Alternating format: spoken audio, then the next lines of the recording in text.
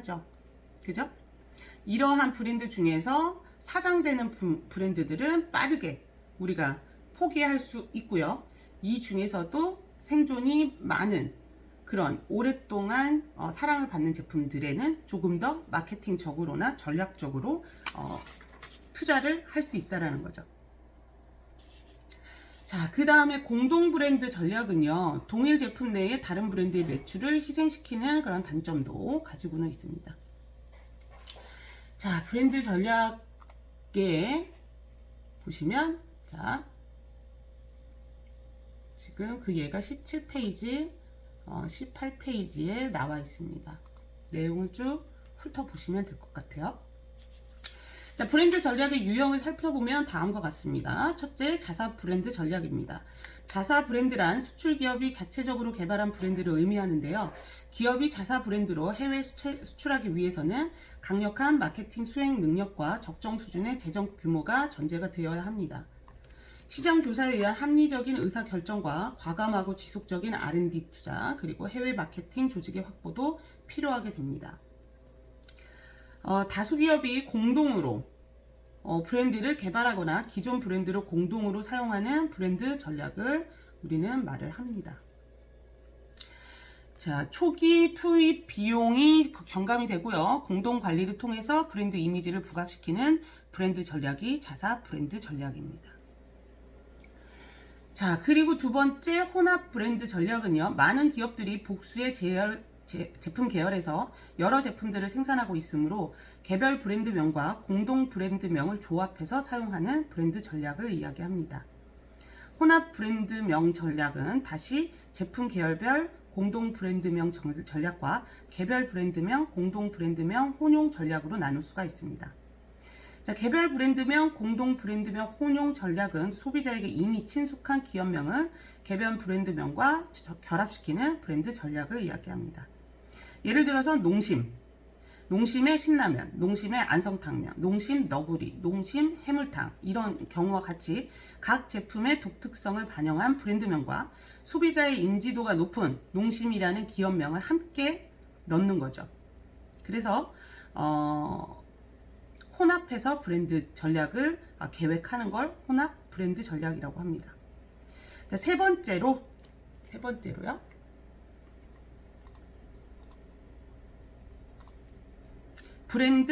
주문자 브랜드 전략이 있습니다. 이 전략은 제조 능력의 우위성을 가진 기업과 판매 능력의 우위성을 가진 개별 기업이 생산과 판매를 일체화시킴으로써 각자의 경영 효율화를 도모하고자 하는 기업 전략입니다. 제조 기술면을 얘기하는 게 아니고요. 제조 비용이 낮은 것을 의미합니다. 자, 그래서 보면요. 브랜드별 장단점을 비교해서 말씀을 드릴게요. 자사 브랜드 전략 같은 경우의 장점은 제품의 우수성과 광고를 통해서 제품에 대한 독점적 포지션을 확보할 수 있고요. 소비자의 신뢰에 의한 지속적이고 높은 수익을 확보할 수 있습니다. 브랜드 등록에 따른 자사 개발 브랜드의 법적인 보호 기능이 있고요. 국제 경기 변동 시 독자적 대응이 가능합니다. 단점으로는 브랜드를 선전하거나 판매 조직 구성, 유통 경로 관리에 많은 비용이 소요되고요. 제품 판로 선정에 제한이 있고 시장 기회 상실 위험을 초래할 수 있습니다. 또 마케팅에 지속적인 투자가 필요합니다. 자, 혼합 브랜드 전략의 장점으로는 브랜드 개발을 위한 막대한 초기 비용이 절감되고요. 실패 위험이 최소화되는 기능이 있습니다. 자사 브랜드의 라이센스 제공이 가능하고 마케팅 비용의 공동 부담이 가능합니다. 단점으로는 브랜드 선전, 판매 조직 구성, 유통 경로 관리에 많은 비용이 소요되고 제품 판로 선정에 제한이 있고 시장 기회 상실 위험이 있습니다. 또 참여 기업, 혼합이니까요. 참여 기업의 품질 및 기술 수준의 균질성의 확보가 필요합니다. 세 번째로 주문자 브랜드 전략은 시장 진입 시 추가적 부담 없이 판매력이 보완되고 수출량이 당연히 증대될 수 있습니다. 대량 생산에 의해서 생산 비용이 절감될 수 있고요. 자사 브랜드 수출보다 적은 위험성이 있습니다. 단점으로는 최종 소비자를 확보하기가 좀 어려울 수 있고요. 또 핵심 기술 전수에 한계가 있고요. 고유 브랜드를 개발하기가 좀 시간이 걸릴 수 있습니다. 자, 그래서 지금까지 브랜드 전략에 대한 부분을 봤습니다. 자, 이제는 브랜드 마케팅이란 부분을 봐야 하는데요. 교재로는 298페이지입니다. 자, 브랜드 자산이라는 것이 있는데요. 브랜드 자산은 특정 상품이나 서비스를 사용함으로써 형성되는 부가적인 가치를 말을 합니다. 그래서 이러한 학자들은 브랜드는 사람의 브랜드 개성을 가진다. 어떤 브랜드에 대해 일정 기간 동안 경쟁 브랜드와 비교해서 소비자들이 생각하고 느끼는 가치를 이야기한다. 라고 정의를 하고 있습니다. 자, 브랜드 자산의 구성 요소를 보면 브랜드 인지도, 브랜드 이미지, 지각된 품질, 브랜드 충성도, 기타 독점 자산 등을 말을 하고요. 브랜드 인지도를 보면 소비자가 한 제품 범주에 속한 특정 브랜드를 알아보거나 그 브랜드를 쉽게 떠올릴 수 있는 능력, 그러니까 그 브랜드를 얼마나 머릿속에 이미지화할 수 있는지에 대한 내용들이죠. 연계돼서 브랜드 이미지는 소비자가 특정 브랜드에 대해서 가지고 있는 좋은 느낌 또는 나쁜 느낌 등을 우리 브랜드 이미지라고 보고요. 브랜드에 대한 신념 또는 소비자의 심리적 구조 체계를 말을 합니다. 지각된 품질이라는 것은 소비자의 눈에 보이지 않는 브랜드에 대한 전반적인 감정이고요. 소비자가 어느 한 브랜드에 대해 인식하는 신뢰성, 그리고 품질 특성의 총체적인 느낌을 우리 지각된 품질이라고 이야기합니다. 자, 브랜드 충성도는 미래에 지속적으로 브랜드를 또 서비스를 재구매하고 선호하는 약속과 같은 것이고요. 어떠한 상황에서라도 고객이 마케팅 활동에 영향을 받지 않고 구매 전환을 하지 않으려고 그래서 충성하는 그 정도를 이야기합니다. 특허, 등록 상표 이런 것들은 경쟁사들이 고객과 브랜드 충성도를 잠식하는 것을 막아줄 수 있을 때 가장 가치가 커지게 돼서 이것을 우리 독점 자산이라고 합니다.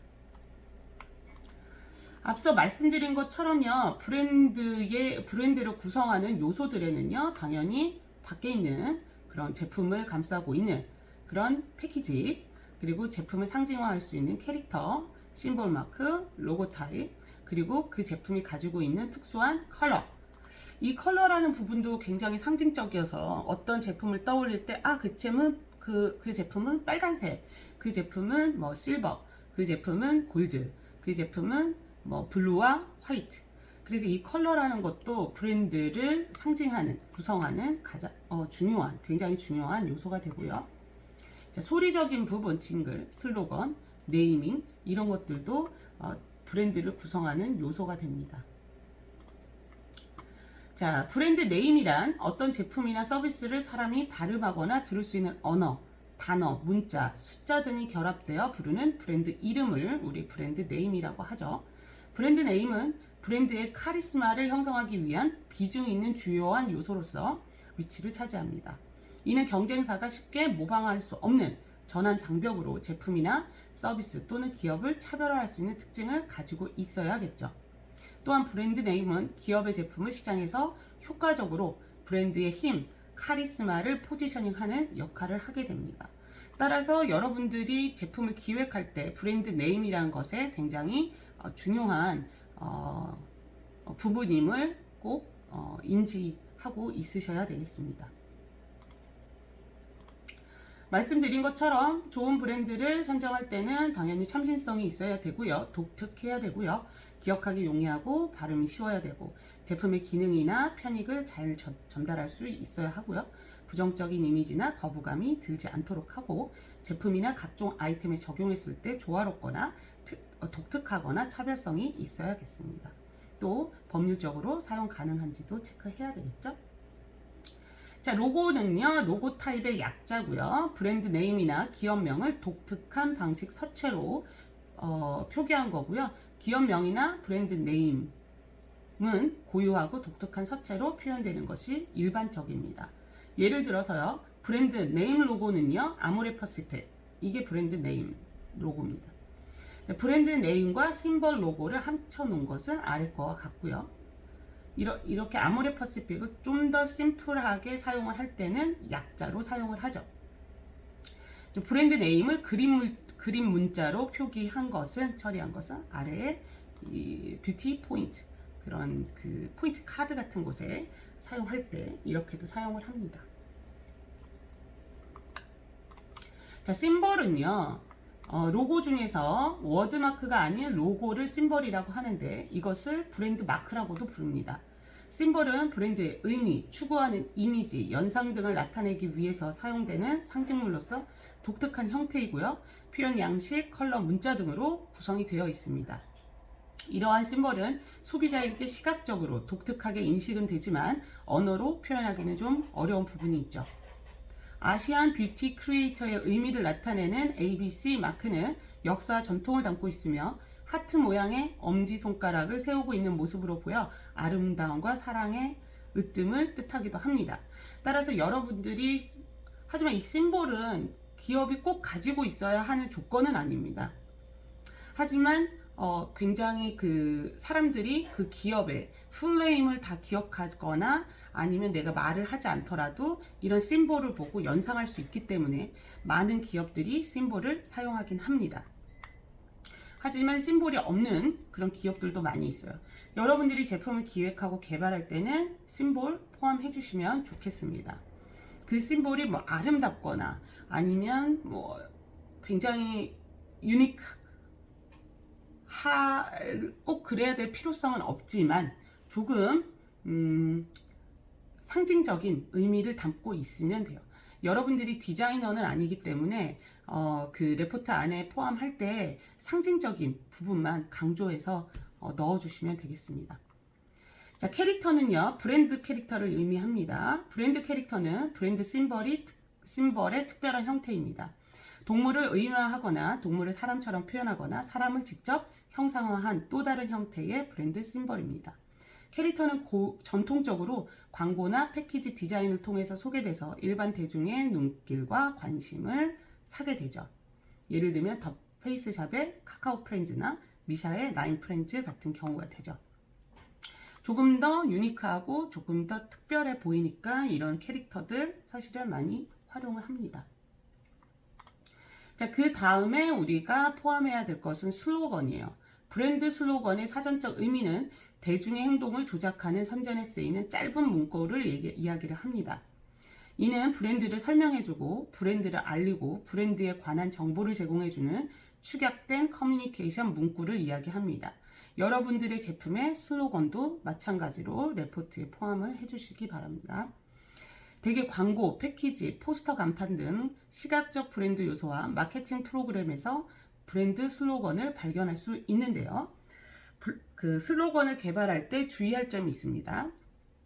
슬로건의 주제, 그러니까 주제성, 그 다음에 일관성, 시대 부합성, 이런 것에 맞춰져야 하는데 브랜드의 비전, 브랜드 철학을 담을 것인지, 브랜드 네임과 제품 간의 관계를 알릴 것인지, 브랜드 내용의 우수성, 경쟁 브랜드와의 차별성, 이런 것들을 강조할 것인지를 고려해서 브랜드 슬로건 주제를 정확히 정해야 됩니다.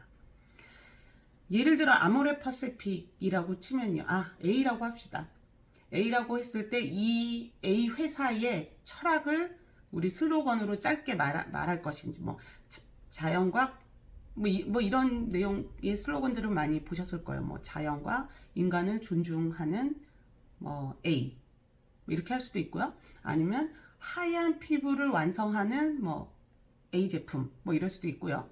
아니면 다른 경쟁 회사에서 뭐 자연을 담았다고 하면 뭐 우리 회사는 좀 차별, 그 다음에 완전히 그 브랜드와 경쟁적으로 인간 중심의 제품 A, 뭐 이런 식으로 이렇게 주제성을 정확히 정해줘야 됩니다.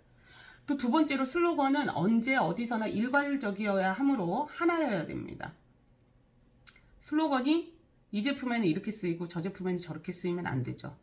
한 브랜드라고 하면요. 근데 여러 개의 브랜드라고 하면 그 브랜드마다 슬로건이 다 다르겠죠. LG생건에 여러 가지 브랜드가 나오는데 이 브랜드의 슬로건이 다 똑같진 않은 것처럼 하지만 전체 LG생활건강에 또는 아모레퍼시픽에 아니면 뭐 미샤에 더페이스샵에 전체 회사의 슬로건이 있고요. 각 제품마다 브랜드 아래 하위 그룹의 제품마다 슬로건이 또 따로 있을 것입니다. 여러분들이 할 것은 이 큰 브랜드 있죠? 하위 개념의 브랜드 말고 큰 개념의 슬로건 하나만 정하시면 됩니다. 브랜드 슬로건이 시대에 적합하지 않을 때는 새롭게 변경을 해야 합니다. 예전에는 예를 들어서 뭐 그 MSG에 대한 부분이 있어서 뭐 화학 조합물, 그래서 뭐 화학 조미료의 완성 미원, 뭐 예를 들어서 이렇게 했었다고 치면요. 화학 조합물이라는 것을 지금 시대에서는 자연주의로 가고 있기 때문에 슬로건을 계속 사용할 수 없다라는 거죠. 따라서 시대에 맞춰서 슬로건도 변화를 해야 됩니다. 시대의 부합성이 슬로건 개발 시 주의해야 될 점입니다.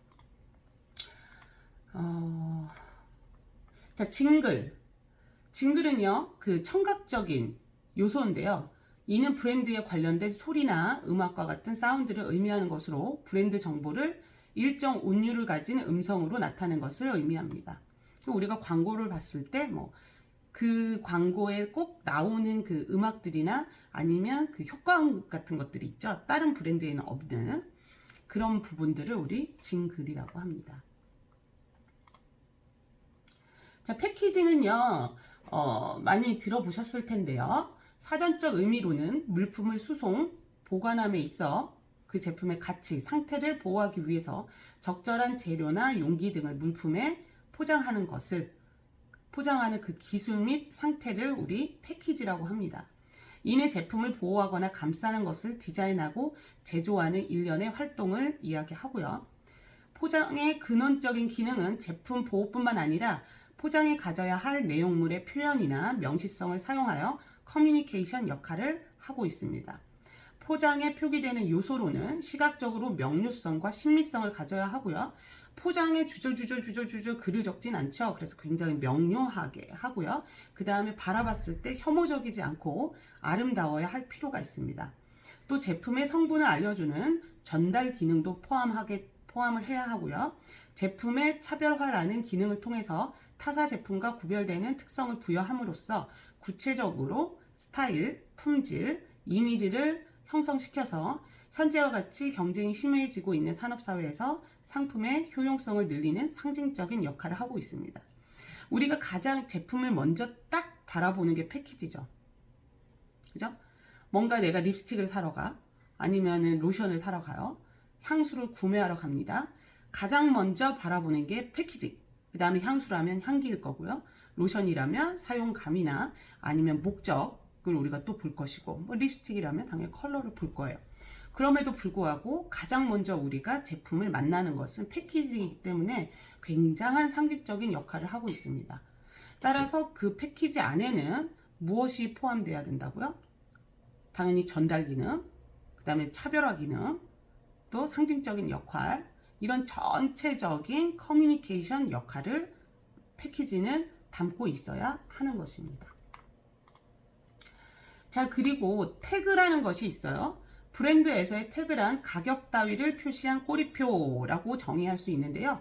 가격이 표시되어 있어서 이것을 가격표라고도 하고 태그라고도 합니다. 그러나 제품의 브랜드 및 제품이 다양화됨으로써 이미 태그는 단순히 가격을 표시하는 도구가 아니라 브랜드의 이미지를 제고시키고 또 제품의 특성 및 기능을 알리는 기본적인 정보 원천의 역할을 하고, 그리고 그 기근이 확대돼서 제조자의 소비자를 연결시키는 촉매제로서 커뮤니케이션 역할을 하고 있다고 합니다. 자, 태그의 역할 변화는 제품의 포장 디자인과 유사합니다. 이제는요. 예를 들면 M태그라고 닥터자르트가 만든 게 있어요. M태그는요. 이렇게 그 제품에 우리가 예전에 이렇게 꼬리표 같은 거 붙여서 이렇게 옷 같은 거 보면요. 뒤에 태그 있어서 이렇게 젖혀보면 뭐 제조국, 그다음에 뭐 사이즈, 그다음에 뭐 가격 이런 것들이 표시되어 있는 게 태그인데 그 화장품에 적용을 했다라는 겁니다. 보시면요, 닥터 자르트는 31개국으로 수출되는 마스크에 M 태그를 부착했다고 합니다. 자, 이 M 태그는요, M 태그는 위조를 방지하기 위해서 붙여지게 되는 건데요. 예전에는 가격표만 표시된 게 태그였다라면 지금은 위조 방지까지 그 기능까지 하는 태그가 적용이 됐다라는 겁니다. 자, 그래서 여러분들이 제품을 개발하고 기획하고 개발을 할 때는요, 당연히 마케팅은 원래 개발 제조 처음부터 포함이 돼야 된다라고 말씀을 드렸어요. 그래서 내가 제품을 만들려고 하는 브랜드 안에 들어가는 여러 가지들 있죠. 지금 말씀드렸던 브랜드가 가지고 있어야 되는 브랜드의 기능들, 식별기능, 뭐 출처 표시 기능, 이런 것들을 다 포함한 브랜드명을 개발을 하시고요. 그 브랜드명이 포함돼야 되는 여러 가지 요소들 있죠. 그런 요소들, 예를 들어서 뭐 로고, 그리고 심볼, 그 다음에 뭐 캐릭터, 그 다음에 슬로건, 그 다음이 뭐 징글이라고 하면 여러분들이 글로 표현을 해야 하니까요. 어떠한 소리, 뭐 제품을 오픈할 때 나는 소리랄지, 아니면 처음 제품이 등장할 때, 광고에서 등장할 때 표현되는 뭐 음악은 이런 음악이 좋을 것이다, 아니면 이런 소리가 좋을 것이다 라고 정의 내려서 레포트에 적어주시면 되고요. 그 다음에 우리가 마케팅을 할 때 오늘 배운 내용을 기반으로 만약에 마케팅 정의를 내린다고 하면, 기획을 한다라고 하면, 나는 하나의 어떤 제품을 만들고 브랜드화 한 다음에 그 다음에 아래 하위 그런 것들을 만들 것이다 라고 정의 내려주시면 됩니다.